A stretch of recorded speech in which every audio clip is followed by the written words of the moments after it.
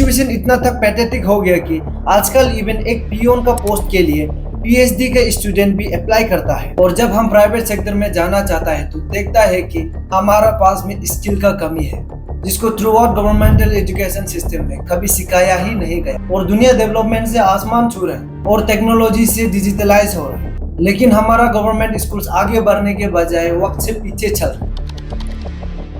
आप सभी को ना फिर से नमस्कार। और आप सब मेरा वीडियो का थंबनेल देख के समझ ही गया हो कि आज हम किस टॉपिक का अंडर में खोदने जा रहे हैं। जी हाँ, हमारा महान देश भारत का एजुकेशन सिस्टम। और इसको समझने के लिए हम हमारा ही नेटिव स्टेट यानी अरुणाचल प्रदेश का एजुकेशन सिस्टम को देखेगा, जो कि इंडिया का सेकेंड लोएस्ट लिटरेसी रेट वाला स्टेट है। आज ये सब्जेक्ट को समझना बहुत इंपॉर्टेंट है हर एक वो इंडिविजुअल सिटीजन, क्योंकि आए दिन पेपर लीक पे पेपर लीक, अनएम्प्लॉयमेंट पे अनएम्प्लॉयमेंट और स्कूल्स का पैथेटिक कंडीशन से लेके स्टूडेंट का मिजरी एजुकेशन तक। और आज का ये टॉपिक को हम कुछ रिसर्च के साथ साथ हम अपना एक्सपीरियंस से बनाया है, क्योंकि अभी तक हम सब ये सिस्टम को ऑलरेडी फेमिलियर हो चुका है और समझ भी लिया है। तो चलिए देखते हैं हमारा अरुणाचल प्रदेश और इंडिया का एजुकेशन सिस्टम किस डायरेक्शन में जा रहा है, और हमारा ही स्टेट का एजुकेशन सिस्टम से बाकी स्टेट का एजुकेशन सिस्टम भी रिलेट हो जाए। तो इसका शुरुआत हम इंडिया का पॉपुलेशन का रेफरेंस में देखेंगे, क्योंकि अभी इंडिया वर्ल्ड का मोस्ट पॉपुलेटेड कंट्री बन गया है। 2022 में चाइना का पॉपुलेशन को पीछे छोड़ के इंडिया अभी 141.72 करोड़ पॉपुलेशन के साथ वर्ल्ड का नंबर 1 पॉपुलेटेड कंट्री बन गया है। और यही बढ़ता हुआ पॉपुलेशन के साथ साथ अनएम्प्लॉयमेंट और अनस्किल्ड यूथ्स भी बढ़ते जा रहे हैं। शायद गवर्नमेंट का पैसा को डेवलपमेंट में लगा रहा होगा, लेकिन इसका असली प्रॉब्लम तो एजुकेटेड यूथ्स को फेस करना पड़ा, क्योंकि हर जगह पॉलिटिक्स का इन्वॉल्वमेंट के कारण अगर किसी को कुछ काम चाहिए तो उसको पॉलिटिशियन के साथ टच होना पड़ेगा। इसीलिए यही सोशियो पॉलिटिक्स को इम्प्रूव करने के लिए एजुकेशन सिस्टम को इम्प्रूव होना बहुत जरूरी है। तो आप अभी खुद सोचो, अगर यही एजुकेशन सिस्टम फेल हो जाएगा तो वो देश का हालातों में और सोशल फैब्रिक में कितना इम्पैक्ट पड़ेगा।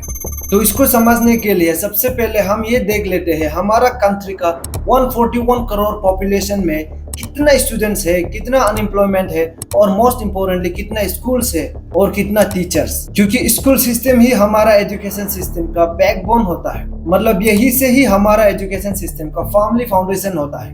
मतलब यूँ समझा जाए तो यही स्कूल सिस्टम से ये डिटरमाइन कर सकता है हमारा सोसाइटी किस डायरेक्शन में इवॉल्व होगा। तो आपको बता दूं 2022 का UDISE unified district information system of education report का हिसाब से आउट ऑफ 141.72 करोड़ आबादी में 26 करोड़ 52 लाख 35,830 स्टूडेंट्स हैं, जिसके लिए इंडिया में अराउंड 14 लाख 8,115 स्कूल्स है, जिसमें आता है primary, secondary and higher secondary schools. और टोटल स्कूल टीचर्स है इंडिया में लगभग 95 लाख 7,123 टीचर्स। एक्चुअली ये पूरा डाटा प्राइवेट और गवर्नमेंट स्कूल को मिला के है। अगर हम गवर्नमेंट स्कूल्स का बात किया जाए तो total number of government schools है 10,22,386, वो भी आउट ऑफ 14 लाख स्कूल्स में से।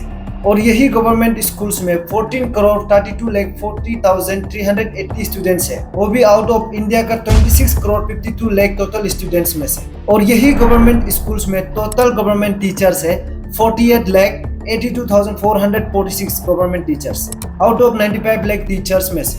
मतलब हमारा देश का 141 करोड़ 72 लाख पॉपुलेशन में से सिर्फ 48 लाख 82,000 गवर्नमेंट टीचर्स है। और यही 42 लाख टीचर्स जो है 14 करोड़ 32 लाख 40,380 स्टूडेंट्स को पढ़ाया जाता है। फिर भी अभी तक बहुत सारा ऐसे गवर्नमेंट स्कूल्स है जिसमें फैकल्टीज और स्टाफ का डिवॉइड है।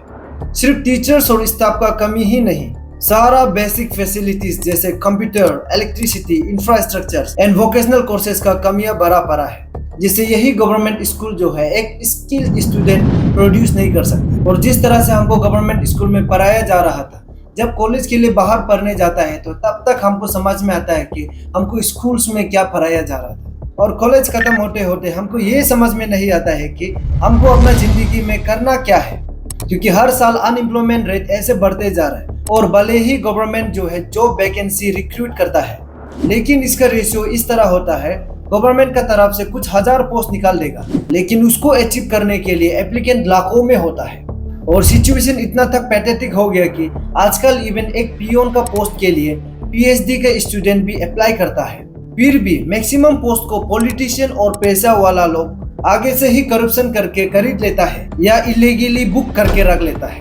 और जो कुछ बचा कुचा पोस्ट होता है उसको यही लाखों यूथ को दिन रात भर मेहनत करके कंपटीशन करने देता है, जिसका कारण से हम आज एक ऐसा डिलेमा स्टेट में है कि करें तो करें, हम क्या करें। और डेमोग्राफिकली यही पॉपुलेशन बढ़ने के साथ साथ ऑफिस में ज्यादा काम भी होता है, बट स्टाफ्स का कमी के कारण गवर्नमेंट डिपार्टमेंट में ग्रोइंग पॉपुलेशन को बहुत स्लोली सर्विस किया जाता है, जिससे डेवलपमेंट भी जितना रेट में होना था उससे बहुत स्लोली काम करता है। अगर ये लोग चाहे तो डिपार्टमेंट का एम्प्लॉयमेंट और स्टाफ का कमी को वैकेंसीज क्रिएट करके ये अनएम्प्लॉयड यूथ को एम्प्लॉयमेंट प्रोवाइड कर सकता है। मतलब एक तीर दो शिकार, जिससे पब्लिक को काम करने में स्टाफ का कमी नहीं होगा और यही अनएम्प्लॉयड यूथ को एम्प्लॉयमेंट मिल जाएगी। बट नो, गवर्नमेंट पब्लिक को पब्लिक सर्विस का नाम पे सोसाइटी का रिच लोगों के साथ मिलकर अपना अपना जेब गरम करके बैठता है। और इतना सब कुछ आंख के सामने में होने के बावजूद भी हम ये समझने में इतना लेट कर लेता है कि गलती हमारा था ना या फिर सिस्टम का। और जब हम प्राइवेट सेक्टर में जाना चाहता है तो देखता है कि हमारा पास में स्किल का कमी है, जिसको through out governmental education system में कभी सिखाया ही नहीं गया। और यही सब कमी को फुलफिल करने के लिए हमारा एजुकेशन सिस्टम में इंट्रोड्यूस होता है प्राइवेट स्कूल्स, जिसमें लगभग 3,40,753 प्राइवेट स्कूल्स हैं, वो भी आउट ऑफ टोटल 14,08,115 में से। और यही प्राइवेट स्कूल्स में पढ़ने वाला स्टूडेंट्स है 8,82,71,316 स्टूडेंट्स आउट ऑफ 26,52,00,000 स्टूडेंट्स में से। और इंडिया में प्राइवेट स्कूल्स का टीचर्स है लगभग 35,40,647 टीचर्स, वो भी इंडिया का टोटल टीचर्स 95 लाख में से। और यही प्राइवेट स्कूल्स में टेक्स्ट बुक एजुकेशन के साथ साथ एक्स्ट्रा फैसिलिटीज प्रोवाइड करता है, जैसे कि computer course, personality development, discipline and hygiene और वोकेशनल कोर्सेज जैसे बहुत सारा फैसिलिटीज प्रोवाइड किया जाता है, जो चीज गवर्नमेंट स्कूल्स में देखने को नहीं मिलता है। इसीलिए प्राइवेट स्कूल्स में फीस इतना हाई अमाउंट में लिया जाता है, जो गवर्नमेंट स्कूल्स में 100-200 से लेके 4,000-5,000 तक एडमिशन हो जाता है, वही चीज प्राइवेट स्कूल्स में 1,000 से लेके लाखों रुपया तक चार्ज किया जाता है on the basis of their facilities and reputation, जिसके कारण हम जैसे गवर्नमेंट स्कूल में पढ़ने वाला स्टैंडर्ड में लो और प्राइवेट स्कूल्स में पढ़ने वाला हायर स्टैंडर्ड में डिस्टिंग्विश किया जाता है। और होता भी तो ऐसे ही है। इसीलिए अगर आप कभी नोटिस किया होगा, कोई भी वेल्दी पर्सन और पॉलिटिशियन वाला अपना बच्चा को कोई भी गवर्नमेंट स्कूल में नहीं पढ़ाता है। वो लोग अपना बच्चा का बेटर एजुकेशन के लिए कहीं एक्सपेंसिव वाला प्राइवेट स्कूल या बाहर कंट्री में बेच देता है। और हम मिडिल क्लास और लोअर मिडिल क्लास वाला यहाँ में संघर्ष करके बैठ रहा होता है। जब हम छोटा था, मेरा कुछ दोस्त और कॉलोनी का कुछ बच्चा लोग प्राइवेट स्कूल्स में पढ़ता था और हम जो है गवर्नमेंट स्कूल्स में। और जब हम नेवी ब्लू हाफ पैंट और व्हाइट वाला शर्ट और चेन खराब वाला बैग पहन के सुबह सुबह स्कूल जा रहा होता था, तो प्राइवेट स्कूल में जाने वाला का सुंदर सुंदर यूनिफॉर्म, लोगो वाला बैग, नेक टाई, गला में पानी फ्लास्क पहन के फ्रेश होके जा रहा होता है या बस में आराम से बैठ के जा रहा होता है, तब मन में एक अलग सा फीलिंग्स होता था, काश हम भी ये स्कूल्स में पढ़ने मिलता। और वो काश में ही रह गए। वहाँ में पढ़ने वाला स्टूडेंट का hand writing, English language, rhymes और बेसिक नॉलेज इतना स्ट्रॉन्ग होता था कि उसको देख के हम भी खुद एनवे और जेलस वाला फील होता था।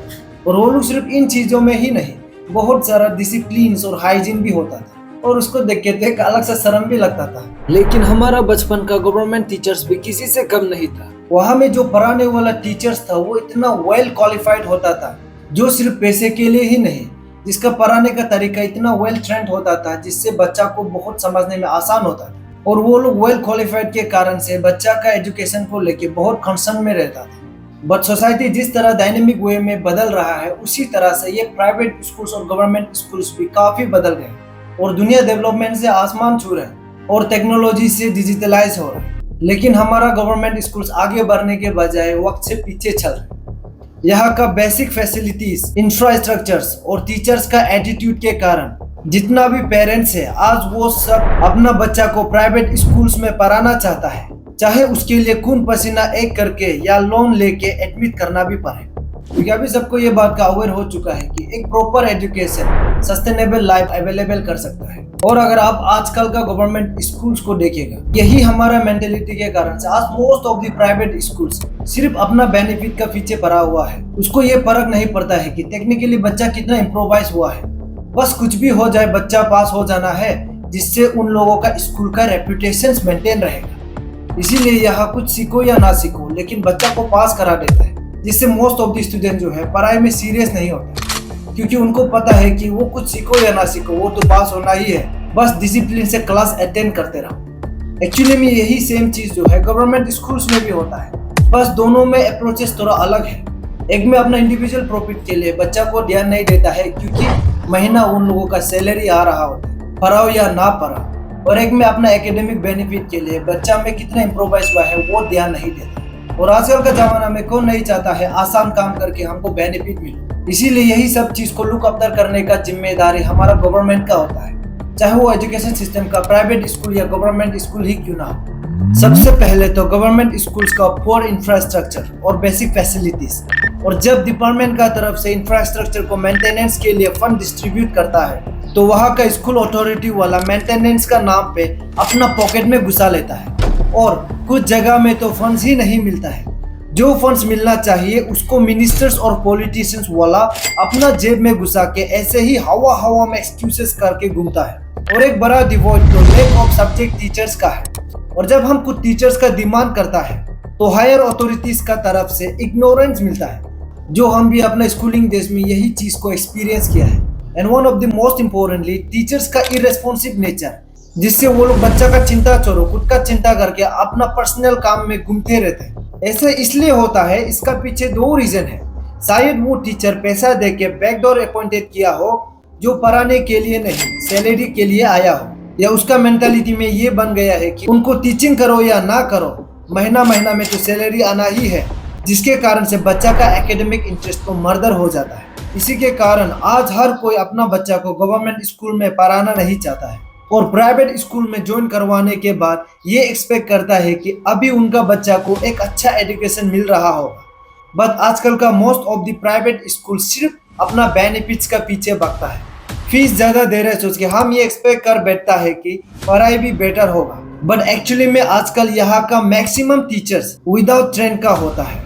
वो लोग अपना पैशन के लिए नहीं अपना पेट पालने के लिए पढ़ाया जाता है। ऐसा इसलिए आजकल देखने को मिल रहा है। एक्चुअली में प्राइवेट स्कूल का टीचर को गवर्नमेंट स्कूल का टीचर के सैलरी के बराबर देना होता है, बट ये प्राइवेट स्कूल्स वाला प्रॉफिट के लिए ऐसे टीचर को ढूंढता है जो लो सैलरी पे पढ़ाया जाए without wasting time on trainings. इसीलिए प्राइवेट स्कूल का टीचर बच्चा का इंट्रिक नॉलेज को नहीं अपना लाइफ को स्टेबल करने में लगा रहता है। तो अभी आप भी ये समझ सकता है कि इतना एक्स्ट्रा फीस और एक्स्ट्रा फैसिलिटीज के बावजूद भी प्राइवेट स्कूल का स्टूडेंट का परफॉर्मेंस जो है गवर्नमेंट स्कूल्स का स्टूडेंट का जितना ही होता है। और जब हम क्लास 11 में साइंस स्ट्रीम लेके गवर्नमेंट हायर सेकेंडरी स्कूल में पढ़ रहा था, तब हमारा समय में फिजिक्स और ज्योग्राफी टीचर का कमी था, और यही कमी को फुलफिल करने के लिए स्कूल का एसोसिएटेड यूनियन वाला प्रिंसिपल को अप्रोच किया, डीडीएससी को अप्रोच किया, इवन यूनियन वाला को भी अप्रोच किया, but there was no positive result. ऐसे माहौल होने के कारण से हमारा मेंटेलिटी में एक ये डर रहता है कि हमारा बेसिक्स जो है बहुत कम हो जाएगा। तो उस चीज को इम्प्रूव करने के लिए हम जो है कोचिंग सेंटर को भी नॉक करता है। तो ऐसे ही एक दिन हम और मेरा एक फ्रेंड डेनी नालो, हम दोनों कोचिंग इंस्टीट्यूशन का तलाश में एक इंस्टीट्यूशन में पहुंच जाता है, जिसका नाम था आदर्श पब्लिक स्कूल। एक्चुअली में ये कोचिंग इंस्टीट्यूशन जो था एक प्राइवेट स्कूल में चल रहा था, और हम दोनों वहां पहुंच के वहां का प्रिंसिपल से फीस स्ट्रक्चर का बारे में बात करता है। तो उन्होंने बताया कि हर एक सब्जेक्ट का 7000 करके फीस लिया जाता है, जैसे कि मैथ्स, फिजिक्स, केमिस्ट्री, बायोलॉजी का। तो ऐसे ही बातों बातों में हम वो प्रिंसिपल सर से फीस स्ट्रक्चर का इंस्टॉलमेंट में नेगोशिएशन का बात किया था, और उनको हम ये रिक्वेस्ट किया कि सर फिलहाल हमारा घर में फाइनेंशियल क्राइसिस चल रहा है, जिसके चलते इंस्टॉलमेंट भरने के लिए थोड़ा डिले होगा, लेकिन before end of the course हम लोग पूरा पेमेंट कर देंगे। और क्या, और सर हमारा यही बातों को सुन के एक ही रिप्लाई देता है, अगर आपका पास में पैसा नहीं है तो मेरा यहाँ मत आ, बाहर में ऐसे बहुत सारा कोचिंग इंस्टीट्यूट है, वहां में चला जा। ये बात को सुन के जस्ट हम दोनों स्पीचलेस हो गए। जहाँ करा था वहां में फ्रीज हो गए, बस सर को देखते रहने के अलावा और कुछ नहीं बोल सके। अंदर ही अंदर थोड़ा बहुत गुस्सा भी आया था। दोस्त हाथ को ऐसे जोर से पकड़ के रखा। इसके बाद हम दोनों कुछ नहीं बोले, थैंक यू सर, निकल गए। और ये एक्सपीरियंस को हम आज आप लोगों के साथ में इसलिए शेयर कर रहे हैं, शायद मेरा जैसे बहुत लोग होगा जो यही सेम एक्सपीरियंस से गुजर के आया हो, और इससे आप ये भी समझ सकता है कि हम जैसे गरीब स्टूडेंट के लिए एक कोचिंग में ज्वाइन करना भी बहुत मुश्किल का बात है। और ये सबको हम हर किसी को खुल के नहीं बोल सकते, क्योंकि ये कहीं ना कहीं हमारा हालातों का ऊपर में एक शर्म का चीज भी हो जाता है। और जब हम यही हालातों से जबरदस्ती पढ़ाई लिखाई करके खुद को एक गवर्नमेंट जॉब एग्जाम के लिए एलिजिबल बनाता है और इसके लिए दिन रात मेहनत करके एग्जाम को भी अटेम्प्ट करता है, लेकिन बाद में एग्जाम का रिजल्ट से पहले व्हाट्सएप फेसबुक में एक वायरल मैसेज घूमता है कि एग्जाम पेपर लीक हो गया, एग्जाम पेपर का सेल हो गया। बस और क्या, पूरा बचपन से लेके 25-30 साल तक इसी चीज के लिए ख्वाब देख के जी रहा था। और ये एजुकेशन सिस्टम का फेलियर के कारण से हम जैसे स्टूडेंट को बिना ब्लड सेट का मर्डर किया जाता है। तो इससे आप खुद ही सोच लो कि इससे हमारा सोसाइटी में क्या नेगेटिव इम्पैक्ट हो, जिसके कारण से इक्वल एंड अपॉर्चुनिटी का मजाक बन जाता है। और ये एजुकेशन सिस्टम का फेलियर का सबसे बड़ा रेस्पॉन्सिबल है हमारा ही खुद का गवर्नमेंट। अगर गवर्नमेंट चाहे तो ये करप्शन को मिनिमाइज कर सकता है। अगर गवर्नमेंट चाहे तो जहां स्टाफ्स का जरूरी है वहां वैकेंसी क्रिएट कर सकता है, जिससे अनएम्प्लॉय को एम्प्लॉयमेंट मिल जाएगा और पब्लिक को स्टाफ्स का कमी नहीं रहेगा। अगर गवर्नमेंट चाहे तो हर डिपार्टमेंट को एक्टिव कर सकता है। सोसाइटी डायनामिकली बदलते जा रहा है, बट हमारा स्कूल्स जो बैकबोन ऑफ एजुकेशन सिस्टम है, जहां से शुरू था अभी तक वहां में है। स्पेशली गवर्नमेंट स्कूल्स जिसमें कुछ फैसिलिटीज में अपग्रेड नहीं हुआ है। अगर कुछ स्कूल्स में हुआ भी है तो उसको प्रॉपरली रन नहीं करता है, क्योंकि उसके लिए भी फैकल्टीज और स्टाफ अवेलेबल होना पड़ता है। हाँ, लेकिन एक चीज तो जरूर बदल रहा है, वो है हमारा फीस। बढ़ता हुआ जमाना के साथ में हमारा फीस भी बढ़ते जा रहा है। अगर स्कूल का एजुकेशन सिस्टम को बढ़ता हुआ डेवलपमेंट के साथ साथ डेवलप कराया जाए तो आज हमारा साथ ये हाल नहीं होता। गांव-गांव में स्कूल्स का डिफंक्शन होना, एक स्कूल का एडमिनिस्ट्रेशन में केयरलेसनेस होना जो सिर्फ सैलरी के लिए चलता हो, पेपर लीक पे पेपर लीक होना और डिपार्टमेंट में स्टाफ का कमी होते हुए भी वैकेंसीज क्रिएट नहीं कर पाना, जिससे पब्लिक को तकलीफ के साथ साथ अनएम्प्लॉय भी ट्रेमेंडसली इंक्रीज देखने को मिलता। और फिर पूरा 5 साल तक पॉलिटिशियन का जूता बाधा सुन के उम्मीद करके बैठना, और वो सब उम्मीद उन लोगों का टेन्योर के साथ साथ खत्म हो जाता है। इंग्लिश में एक इडियम है, action speaks louder than word, मतलब शब्दों से ज्यादा काम बात करता है। लेकिन हमारा यहाँ शब्दों से शुरू होता है और शब्दों में ही अंत होता है। अगर ऐसा नहीं होता तो हमारा एजुकेशन सिस्टम का सिनेरियो आज कुछ अलग ही होना था, लेकिन है ऐसा कुछ। 2000 में इंडिया का अनएम्प्लॉयमेंट रेट 35.2% था और उससे लगभग डबल गुना होके 2022 में 65.7% हो गई, और इनमें से 83% है हमारा यूथ।